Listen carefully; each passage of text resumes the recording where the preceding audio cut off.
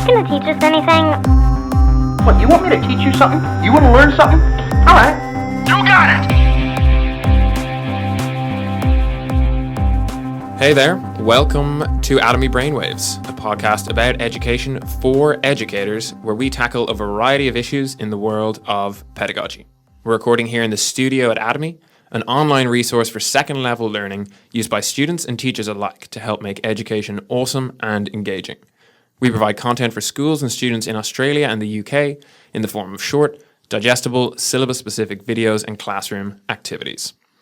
I'm your host, Simon, and I'm joined today by our special guest, Dr. Andrew Martin, Scientia Professor and Professor of Educational Psychology at the University of New South Wales and co-chair of the Educational Psychology Research Group in the School of Education at UNSW, specialising in motivation, engagement, achievement and quantitative research methods. Hello, Andrew. Hi. Quite a mouthful there. It is, yes. I feel like I could have gone on as well. There were quite a few other qualifications and roles that you're fulfilling. From here on, Andrew is just fine. Andrew, fair enough. Yeah. We'll stick to Andrew for the time being. Okay. Who knows what the future of this podcast will hold. We'll see. But on the subject of that, of all those roles and of all that history, I was wondering if you could kind of give us a brief overview of your journey through the years in education, how you got to where you are now and what you picked up along the way. Yeah, I guess I found school enjoyable for the most part, and but certainly some times of real challenge, and so probably for me the low point of school was at the end of year 10, where the year master at parent teacher night was surprised that I intended to go on to year 11. That was a fun night at home, I can tell you that much. And so I was fortunate that I was from a home that was, well resourced, and parents who were able to help, and a school that was also able to help. So I got my act together, and with that good support around me, and so year 11 and 12 were a bit better than year 9 and 10. And so I went on to university from there and was interested in child psychology. So I did that as an undergrad. Then I pretty much drifted, I think, for a few years, I think, as a lot of young adults do. Nothing wrong with that. No. And I think it happens more these days. Back then there was a little more anxiety around it, and what are you doing with your life? And life's meant to be linear, and you're meant to be in a job now, and so on. But then around mid-20s, I came back to university and did a master's and then a PhD. And the PhD was on the area of fear of failure and how the different ways students will respond to their fear of failure. So some will respond to a fear of failure by succeeding. So many a perfectionist has been a failure fearer, and others will, at the other end, will just drop out and give up. And so I was interested in that, because and so that then kicked me into the area of motivation engagement, which actually I've been researching for about 30 years. But I think the impetus of my interest in motivation ultimately is that I know what it's like not to be motivated. I'm interested in engagement because I know what it's like to be disengaged. I lived that life. I was a great exemplar of that. And so, but I also know, I know experientially that it's also possible to haul yourself up, but critically, I know how important it is for one's environment to be able to help you to do that, which is why I'm interested in both student motivation and what they can do themselves, but also the role of parents, teachers, schools in helping that happen. So in a thumbnail, that's where I've come from, and what literally brings me here today. Yeah, to where you are now. Yeah. And what's really interesting there is that idea of individual experience informing so much of what followed, kind of taking what happened to you in school and what you picked up there, and that translating directly into your role today. And so, something you've touched on there, which I guess is kind of going to be the central focus of a lot of our conversation, is this idea of motivation, because I know that's really at the heart of a lot of what your research and writing is about. So it's almost a simple question, but let's unpack it as we go. How important is motivation to academic success? Yeah, and so very important. That's enough. That's all we need. Very important. You heard it here first. Sorry, and so pedaling back a little from that, motivation is something that when you say the word, everyone nods and says, "Oh, yes, we know what that is." But in fact, motivation is multidimensional. There are many parts to it, both good and not so good. And so the good comprises things like self-confidence, valuing of school, persistence, planning, and the not so good includes things like fear of failure, anxiety, helplessness, disengagement. And so when you know all these key parts of motivation, and so in our research program we've developed the motivation engagement wheel that represents those key factors of motivation, both the good, the bad, and the ugly, and all of that. You can then start to understand how it is important to academic success, and so students who are confident, that's one part of motivation. They're inclined to persist longer. They're inclined to stick at problems a little bit longer if they hit the wall. They're more inclined to try alternative approaches if they don't get it first go. They're inclined to look at something that they might not initially know and not give up at that point, but say, look, they back themselves. And so that being the case, you can see for all those reasons, high self-confidence and self-efficacy is strongly associated with their academic outcomes, such as learning and achievement. So the first answer is motivation is really important because it's a means to desirable ends. But importantly, the research is also clear, and any parent and teacher will tell you, it's not just a means to desirable ends, it's a desirable end in itself. Yeah. It is good to feel confident. It is just in itself, it's good to feel there's value in what you're studying and doing. In itself, it's good not to be frightened of a bad mark or the teacher asking you a question in class. And so as a desirable end in itself, I think we often think about motivation, we want kids to be motivated so they do better, and that's fine. But I think we underestimate the importance of in itself it being an outcome as well, and we look at that also. Yeah, and just picking up on one thing you said there, which I found kind of interesting, was obviously you're talking about motivation, but you're using the word confidence and being confident a lot, almost as if the two were synonymous. So I guess just pulling on that thread a little, is one necessary to the other? Does someone need to be confident in order to be motivated, or is it possible to achieve that kind of desirable outcome of motivation without being particularly confident? So we tend to see confidence as one part of motivation, but picking up on the last part of the question, it is possible to be not confident and still try hard. And so we'll find, for example, that there are some students who doubt themselves, that are fearful of failure, that anticipate a poor outcome, and so they invest a lot of effort so that doesn't happen. And so it sometimes can be a little deceptive where you're seeing a student working really hard, but when we do our research and you dig under that, it's not enthusiasm and aspiration and confidence that's driving them. It's in fact fear and avoidance. And we find over time, that's what I was mentioning about, that's the sort of the negative aspects of motivation. And so over time, we find that unless we can change the reasons why they're doing it, so moving it from an avoidance orientation to what we call an approach orientation, so you work hard not because you don't want to fail or look dumb or get into trouble.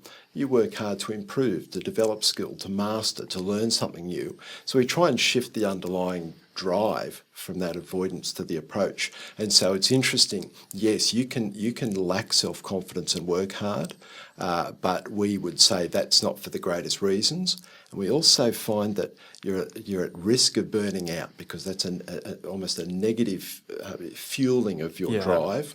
And we find you can run out of puff, or setback tends to be more debilitating for you because it confirms the doubts you have about yourself, and you realise then the house of cards fall down. I really am dumb. I'm really not cut out for this.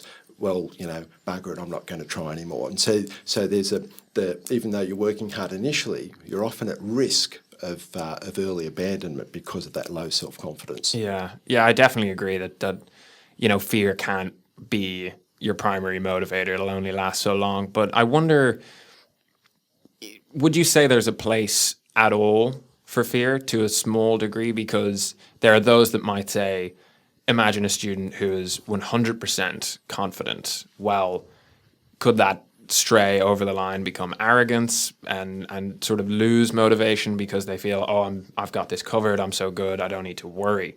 Is there a place at all for a little bit of fear of failure, or would you say that it's just it needs to be wiped out from the motivation spectrum entirely? So on the self-confidence, yes, we have done some research into over and underrating of one's abilities, and we find that in the main, it's not too bad to just think you're a touch better than you are. Not too much better, because then there's that complacency and so on. And also, setback can again be debilitating because you thought you were a whole lot better than. But just have a little bit of raise the bar on your aspirations and self-expectations a little bit, we find is good. On the fear side of things, and I guess this is where, so on the plus side, so the student who's working hard because they're frightened of failing, on the plus side, they're working hard. And so there are some students who are neither fearful nor are they working hard. And so you've got to deal with two, you've got to improve the study skills. But the student who's fearful, at least usually their effort is in the mix, and so the aim is to shift the reasons why they do what they do, and so you address their fear of failure whilst maintaining their effort. Interestingly, one of the seductive aspects of giving up is that it usually alleviates anxiety. Once you're no longer, when you're not in the game, when there's no chance of failure, then you alleviate anxiety. So a lot of the time that students cut class or abandon or give up is partly because they hit the wall, but the other part is it has a relieving effect in terms of reducing anxiety, and so that's so once now we're into the murky world of failure dynamics, and it's really interesting, and so I think, and the other thing is there's a difference between there's the difference of sort of that distress and eustress. So distress is aversive anxiety and things like that. But eustress is where there's a positive arousal, so you're still physiologically aroused, and so we find that can be quite adaptive. And indeed, we do find that a modest level of arousal is helpful for peak performance. And so even in the fear terrain, if we can start actually shifting it from that aversive anxiety through to the more stimulating arousal in terms of performance and academic processes, then that distinction is important as well. Yeah, and it's a really kind of fascinating exploration of the kind of internal element of what's going on in terms of motivation. But if I want to steer us for a moment into the external area of it and kind of explore, if we can, a little bit what the external factors are that are impacting student motivation and engagement the most. And so there are many factors outside of the student, and however, importantly, there are many factors within the student's control. And so our job as researchers is to identify what are the contributions of each. And so factors in the students' control are their choices, their attitudes, how much work they're investing, and also, I guess, factors inside of them are aspects such as, genes, temperament, and so on. And all of that is in the mix. But certainly the research is also clear that parents or carers, teachers, peers impact as well. But ultimately, we do get back to, in the end, it's the student who will have to choose. In the end, it'll be the student who makes decisions and forms expectations and assumptions. And we're familiar with the expression, you can lead a horse to water, but you can't make it drink. And there's a great deal of truth in that, and I would often roll that out with teachers at professional learning sessions and so on. But one teacher once put her hand up and she said, that may be the case, but you can salt the oats to make it thirsty. And that was an epiphany for me as a researcher and as a parent. So what's our jobs? No, we can't force kids. If you do, our research is pretty clear, the wheels will fall off. Kids will give up, kids feel controlled. The teacher-student or parent-child relationship starts heading south. You force a kid, particularly into adolescence, and we usually don't find that works. So what can we do? Well, we can salt the oats to make it thirsty. We can create climates and conditions where kids are prepared to do a little bit more rather than a little bit less. Yeah. And we can all look back at teachers who have done that. And for one reason or another, they've managed to shape the environment, administer tasks, assess us in particular ways, talk to us and encourage us in particular ways, talk about goals that are accessible. So one of our research programs is personal best goals, and that's a great way to let kids aspire to success that is accessible to them. And so, firing up curiosity and interest. And we can't force them to do stuff. As I said, yes, you might for a while, but in the end it's unsustainable. But we can certainly create climates and conditions. And the other thing now, not all kids will switch on at that moment. Kids come online at different points in their development. And so those teachers and parents that are just chipping away, maintaining environments, when the child and young person finally says, all right, I will do a bit of work, what do I do? And the environment is ready, the messages have been going in, and so they're able to, I guess a little like I was getting back to at the start of the interview, when I decided to wake up and get with the program, things were such that I could. Yeah. Okay. So it really seems to be kind of, I really like that idea of salting the oats, but it's quite a fine balance, isn't it? Setting up that environment, getting it just right to create the right conditions. And I suppose following on from that, if we kind of move into the sort of technical area, you have advocated for a method of instruction that you've dubbed LRI. And, I'd love it if we could kind of talk about that, what it is, what it's designed to do. So tell us about it. Yeah, sure.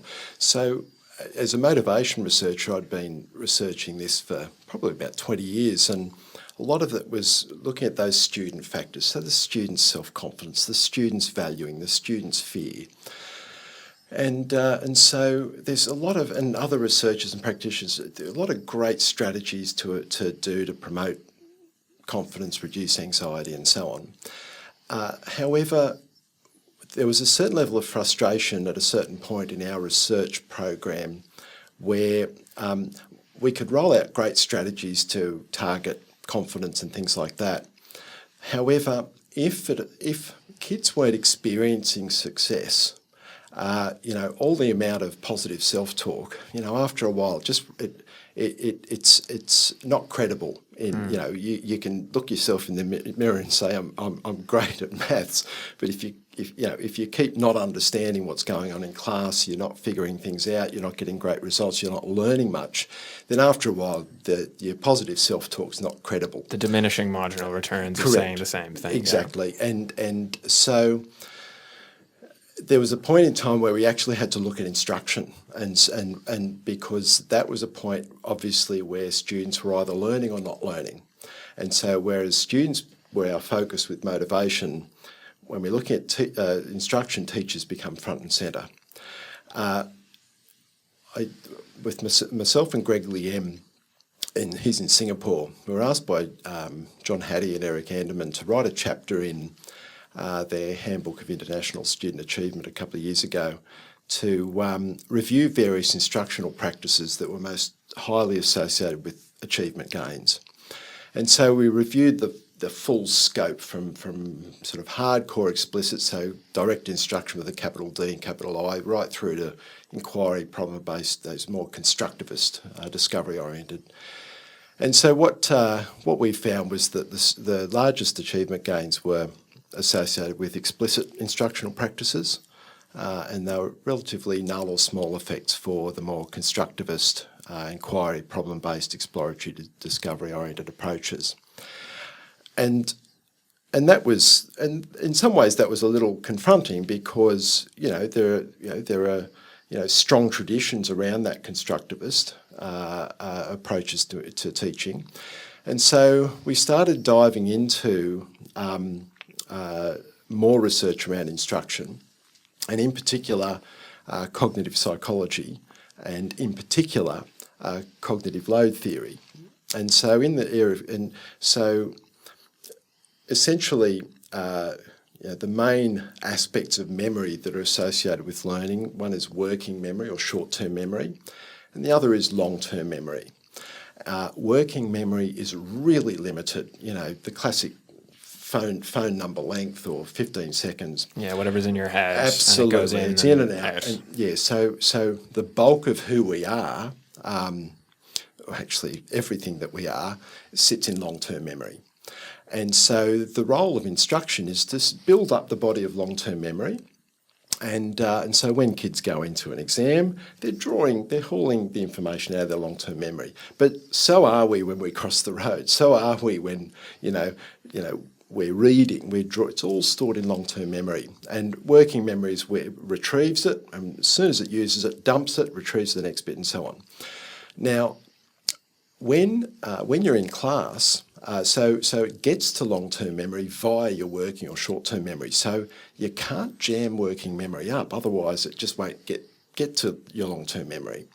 And so the risk is that if you present information there's too much of it, it's too complex, it's non-linear, then it's too much for working memory to process. So only part of it goes to long-term memory, and the rest is just lost. And so if that happens too much, then you'll only get half of a topic, or you'll confuse things, or you'll misinterpret. And so what has been found is that if instruction overloads students too early in the process, it jams working memory or clogs it up, and so not enough is sent to long-term memory. And so that's the explicit side of instruction. And so presenting information in bite-sized, manageable, systematic ways, so that the working memory is not burdened in the early stages of learning. Now, so explicit instruction as the front end, when students are novices. But what cognitive load theory researchers also found was that if you bang on with explicit instruction, once someone has automated or become fluent in the core skills and knowledge, then it actually becomes demotivating. And it's called the expertise reversal effect. And that is, if you keep banging on with explicit, highly structured, when someone's got it, they're thinking, I've got it, you don't have to keep, then the expertise reversal effect, what they in fact found was, in fact, it's at that point that more autonomous, independent problem-solving approaches are appropriate. And so we developed, so the cognitive load theory is highly experimental cognitive science area, so we developed the instructional aspect of that called load reduction instruction, where when students are novices at first, you present information, as I said, in bite-sized, linear, manageable ways. They have appropriate practice at things. The reality of our long-term memory is that for it to stick in there, you have to burn it, and burn it requires repetition, a bit of drill, practice, worked examples, and so on. And then over time, as they become fluent and automated in that skill and knowledge, you then move them on to more independent discovery, inquiry-oriented. Because if you do not move, if you, as I said, if you keep banging on with explicit, you'll get the expertise reversal effect. And so what load reduction instruction says is that it is a false dichotomy to think in terms of explicit versus discovery. That's a false dichotomy. The two are in fact mutually dependent, and the success of one is inextricably tied to the success of the other, and that if you do not move students onto rich, discovery-oriented activities once they've got the skill and knowledge, then you are squandering the working memory gains you've had by presenting the explicit instruction first. And so we argue both are in fact critical to high-quality learning, but it is the order in which they take place that's absolutely key, because then you've accommodated the realities of the cognitive architecture of the human mind. Yeah, that, I mean, really articulately laid out, and really, stands to reason what you're saying, and can really follow the rationale of it.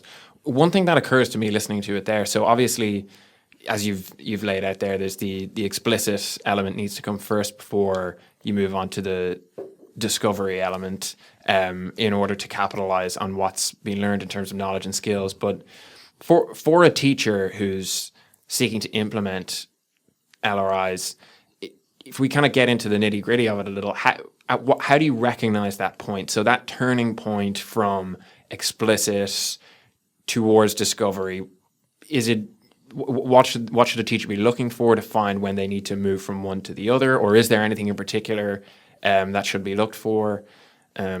Yeah, and so I guess the first part of that is for the teacher to really get a sense of the prior knowledge that kids are walking into that class with, because that will determine where in the novice stakes they are. And so, because that will then you'll now know, well, how much do I have to break it down? And so sometimes a little bit of a pretest, where are they at? Or you might have taught them in the previous topic, so you'll know. But just to get a sense of where they're at. And so that's the point where you know where to jump in. And I hasten to add, high ability, gifted and talented students, they have the same realities of working on long-term memory. They have the same constraints on their working memory.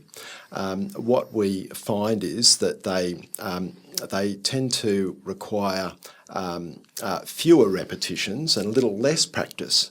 But where we see teachers jumping too far in the deep end, even with them, because they are also novices at the early stages of learning, but you can move through that explicit phase a little faster with these kids.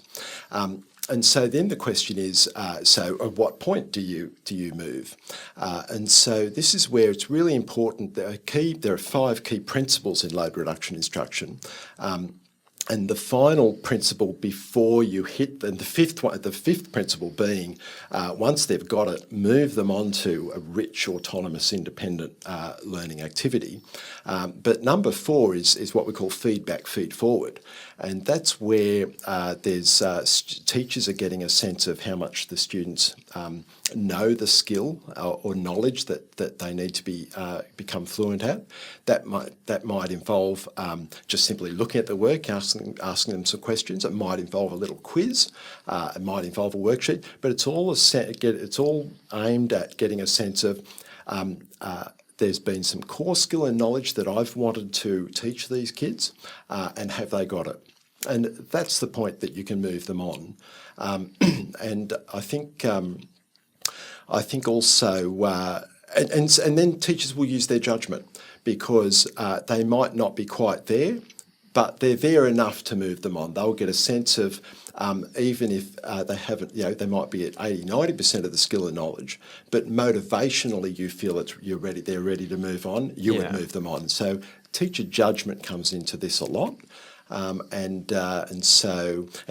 do like the I do, we do, you do model, and people can Google that to see various implementations of that. But the I do aspect is the teacher instructing in that classic didactic way. I've got something to say. I believe the teacher is the expert and does have a lot of knowledge to impart.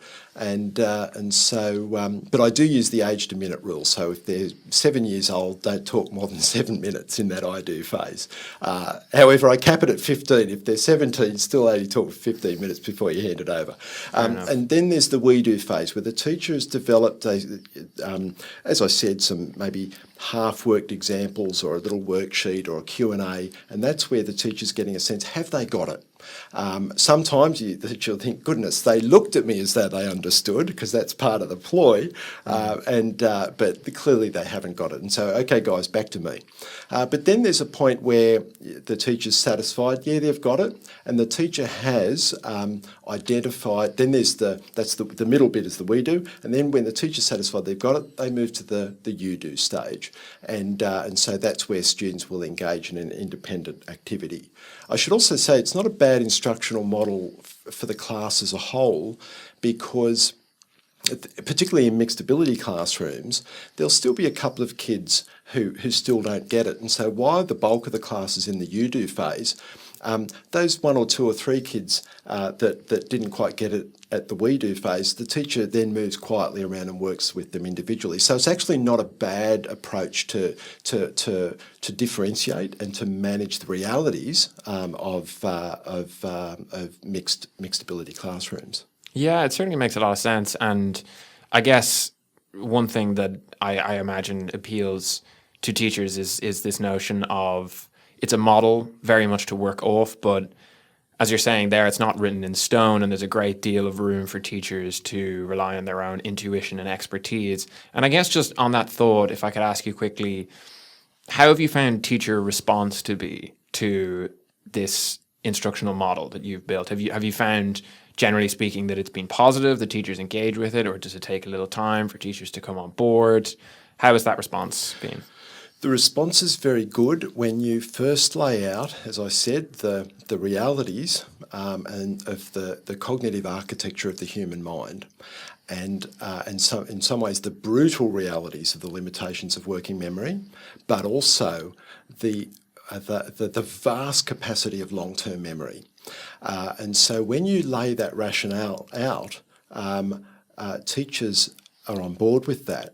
But more importantly, when you say, if you don't move on to more constructivist opportunities, you're shortchanging your students, that also resonates strongly with teachers. And the idea is to bring what ideologically has tended to be two camps at war with each other over the last many decades. The aim is to actually show that high quality learning and instruction comprises both, but at the right moment. And so that's certainly how the reaction that we've been getting from teachers has manifested. Yeah. Yeah. Okay, that's really good. Sounds like it's been a generally positive reception. One other, a term that you touched on earlier, the engagement wheel.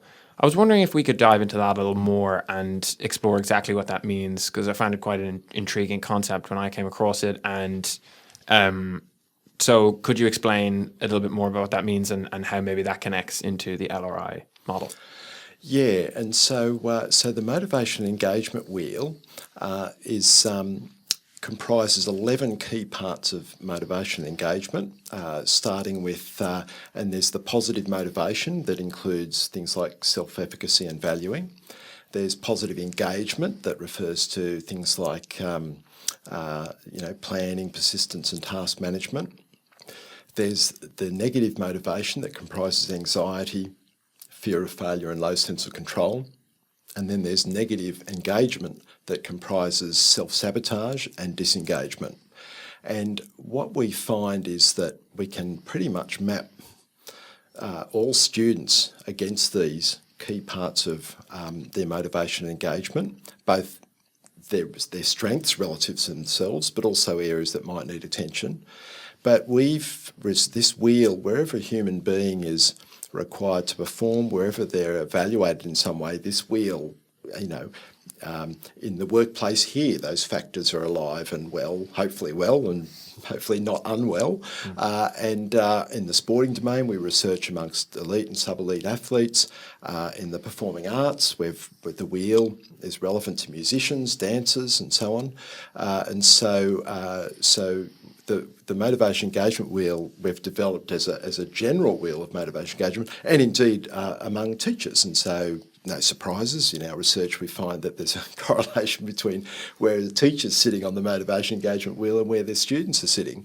So they're the key parts of the wheel that follow from a fair bit of theory, but are also the reason it's critical to understand that motivation engagement are multidimensional is because we tend to talk to students in very nebulous, vague ways. Be more motivated, switch on, present your work more clearly, try harder. Everything I've just said, when you drill, there's many dimensions of effort. Well, what bit of trying do I need to be working? And so it might be nice for a quick pep up to say, hey, you've been motivated this term, keep it up. When we follow students up, or if we say, you've got to be more motivated next term, when we follow students up and they'll grudgingly agree that that's what they have to do, but they haven't got the foggiest what they're going to do from that point. I don't know, do more? I don't know what she was talking about. And so the motivation engagement wheel is critical because it lands that nebulous, vague construct down to ground. And, when you talk to a student about valuing maths, they understand what that is. Or when you talk to them about persistence, it becomes concrete. And so it's a really helpful way to land these ideas to ground. But vitally from that point, once you identify in targeted terms what needs attention, then the intervention and practice follows very well from that. Yeah, so sort of filling out those maybe more vague, nebulous concepts with a bit more of that concrete landing for them. And I think we need to do that a lot more with children and young people to land some of these vague ideas to ground so that they can action them and do something about them. Yeah, makes sense. And I guess, so into our last kind of question on motivation, we've covered an awful lot in terms of general theory, internal, external factors, but I want to kind of bring it into a conversation here that's quite relevant in this notion of technology with young people and its effect on their cognition. It's something we hear an awful lot about, maybe even too much. But one area where it's definitely talked about is the effect of technology with children on their motivation. And I guess I wanted to get your opinion on, do you think that this kind of advent of an era of everybody's got a computer in their pocket, and young people, kids as young as 3, 4, 5 have access. Do you think that's had a change on a fundamental change on motivation for children, or is it just a change in how we understand it or how it manifests itself? Yeah, and really good question, and to a large degree. As all the other ones have been, I hasten to add. Oh, thanks, yes. Too much praise, if anything, but please continue. So look, we're still in uncharted territory, almost by definition, because it keeps evolving. The implementation of technology in education rolled out far faster than we could evaluate it, but the research is now rolling in, and I think we're getting a better sense of where it optimises educational processes and where it might become a headwind. I'll get at it from a cognitive science perspective and then from a motivational perspective. Sure. So if we go back to what I was saying earlier, if you think about how important it is for instruction to be presented in a way that it does not overly cognitively burden the learner, particularly when they're doing new stuff that's challenging and demanding. If we accept that the working memory can be jammed pretty quickly, And so we've got to present information in a fairly careful way in the early stages of learning, so that we optimise our chances of getting it to long-term memory. Once we think about that, and then now let's move ourselves into a situation where we're sitting at the desk doing our homework or an assignment, and the phone's dinging with messages, or you're on a computer screen where there's a fair bit of activity happening that's not that we call as extraneous to the actual learning content. Every time that happens, it takes up a part of our working memory, and so the challenge with technology is that we've got to really understand is it creating a burden on working memory, particularly for novice learners or for students who are at risk, who might have a learning-related disorder, disability such as ADHD or whatever, and we find that it does, and so it is when you're splitting your working memory between doing the homework and reading the rolling messaging or whatever, then almost by definition, only part of that information is going to be being set back to long-term memory. So when we see it from a cognitive science perspective, we do have to put great thought into A, what devices are around when you're meant to be doing something else, and B, the nature of the material we present to them. So it might look all flashy and whirry and nice sounds and colours and all that, but if it's extraneous to what's needed to be learned, then there's a high risk that the working memory is not processing to long-term memory what needs to be learned. So there's the cognitive science, and so that's not to say we get rid of technology, but we do put a lot of careful thought into online programs, online activities and so on. And so that's that side of it. Now I get to the motivational side of it. And so one of the parts of the motivation engagement wheel is what we call task management. And in 3 and more years ago, whenever I was talking to parents and teachers about that, I'd talk, you've got to do what's important first, manage your time. If you run out of glue or scissors, tell you. So you manage yourself as a student, and that's where I'd end. But now I don't. I keep going now, because there's another part of students, children and young people's lives, actually all our lives if we're honest, but let's keep it safe and talk about kids. Let's talk about us. Let's deflect. That's right, yes. It's not about us, and we do all this perfectly. And that is managing your digital, your e-life, your mobile life. And that encompasses a lot of things. It encompasses impulse control. So, as I said, do you turn messaging off? Do you put the mobile phone out of the study area when you're meant to be doing something? It also involves when you're doing online research for a task. Do you stay on track, or do you dive into rabbit holes that are quite irrelevant? Profoundly interesting, I hasten to add, and let's not. I don't dismiss the importance of incidental learning, but only to a point. Up to a point, yes. And what happens at night? Do you remove all technology from the bedroom so you get a decent night's sleep? Managing when technology was first coming out in the education space, we were talking about the digital divide, and that divide was essentially people who had access to the internet or even had a computer. We've moved a long way since then, most people do.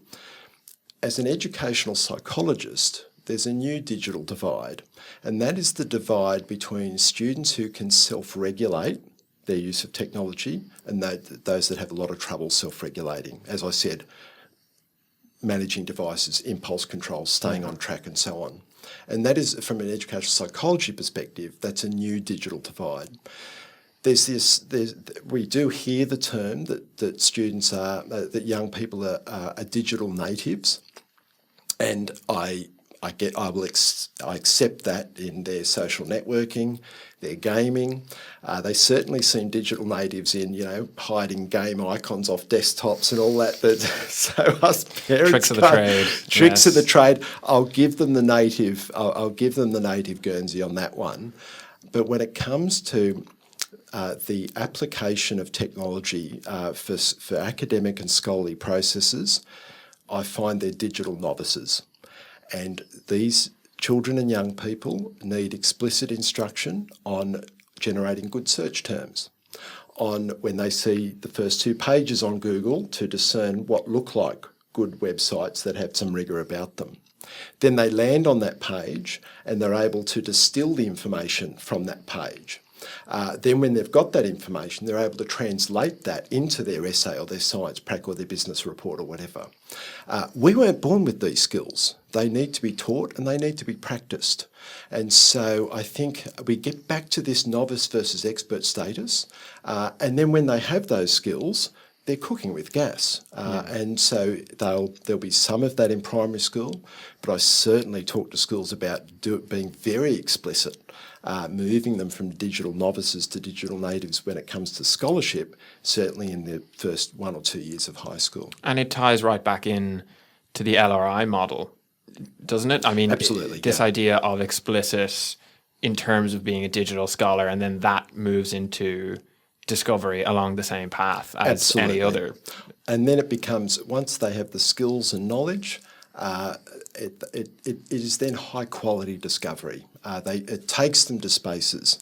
I think the other point I'd make, I'm remembering your earlier question about what teachers' reception to LRI. The other thing that excites teachers is that they have tremendous influence over long-term memory. What we find about experts and high ability is, one thing is they have very well organised long-term memories. That is, they seem to know things under themes and facts under those themes. And when it's very well organised, it means they can retrieve that information very quickly. So if we think of long-term memory as a house, if it's a maths question, there is a maths room and, algebra is in one of the filing cabinets and you can find it very quickly. And so working memory accesses long-term memory very, very quickly. How do we build an organised long-term memory? Teachers have tremendous scope for doing that because they can create the cognitive architecture back in that long-term memory by presenting information in very organised ways. That is how it's represented in the student's long-term memory, and so that's another aspect of empowering teachers in terms of having deep reach into long-term memory, if you like. And I think the technology is another aspect of that, where you can create these very well organised ways of going about it. Now, then there are times where you teachers say, look, just freewheel it. There are times where the right answer is not needed, and there are times to explore, and so I don't rule out these pure discovery opportunities early in the learning process. But what I do tell teachers is we find that they are motivating, but they may not yield the learning gains that are targeted, that may be targeted. And so the other part of it is to have very clear goals on what you want out of something. And so if you say, I just want them to immerse, then pure discovery early is fine. But if you say, actually, I need them to really know these things, then you would front load that explicit. And then the next question, I need them to know how to apply these things, and that's when they would stretch their wings into that more exploratory space. Yeah, wow. Well, I mean, it's really compelling stuff in the area of motivation and cognition, and I get the sense that you could talk about this for hours and hours.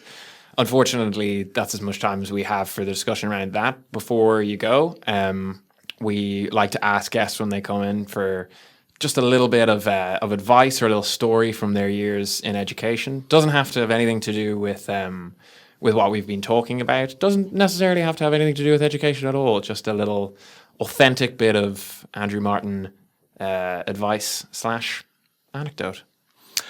I'd say what I haven't spoken about, in some ways it's been a little bit hard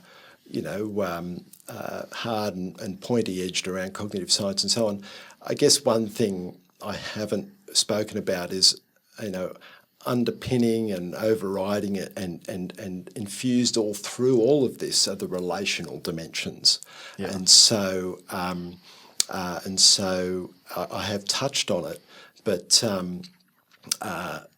the capacity for relationships to rescue motivation and then to sustain it is absolutely key.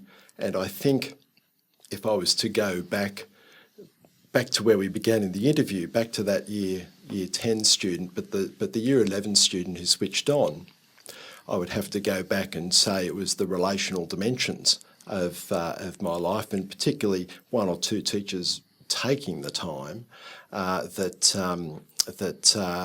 certainly was a major part in unlocking me. So I think that's probably the way I'd end that. We can't underestimate for a moment the power and the reach of those relational aspects of not only motivational science and cognitive science, but I think everything around that as well. Yeah, masterfully done, linking that final answer back to the first answer. It's very impressive drain piping there. Well played. Thank you. Well, that's all we've got time for today, folks. Big thanks to our special guest, Dr. Andrew Martin, for coming in and talking to us. Hopefully, we'll see you back again for wherever we land in the world of education next. In the meantime, you can check us out at getatomy.com. It's goodbye from Andrew. Goodbye. And goodbye from me. See ya.